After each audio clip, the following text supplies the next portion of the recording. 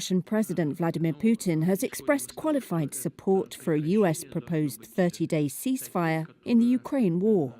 But he says any agreement must address what Moscow sees as the root causes of the conflict. We're doing very well with Russia. A major caveat that suggests agreement could take longer than US President Donald Trump wants.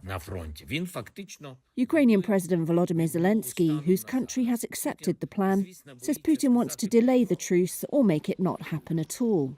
So what do we know of Putin's conditions for pausing the war prompted by Russia's invasion of Ukraine 3 years ago? Russia wants Ukraine to drop its ambitions to join the US-led NATO military alliance. NATO welcomes the aspirations of Georgia and Ukraine for their membership in NATO.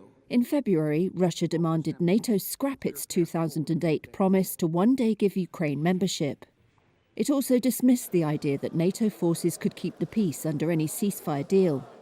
Putin portrays the conflict as part of an existential battle with the West, which he says humiliated Russia by expanding NATO eastwards after the fall of communism.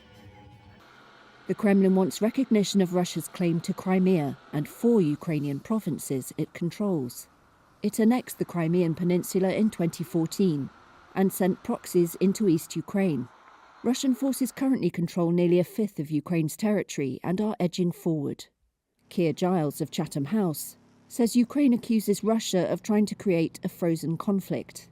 The cementing of the front lines in their current position without any long-term guarantee of ensuring that the war will actually come to an end risks rewarding Russia by making the current zone of control permanent and freezing the conflict in place as opposed to resolving it. Kyiv says Moscow annexed the regions it claims illegally and that it will never recognize Russian sovereignty over them.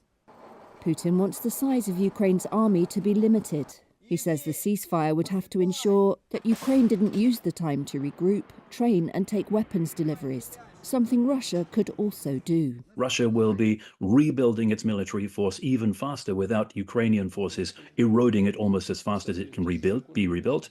And Ukraine, of course, will be rebuilding its defenses. Both sides are sustaining heavy casualties in what has become a war of attrition. But Russia is currently in the stronger position, experts say, while the future of US aid to Kyiv remains unclear under Trump.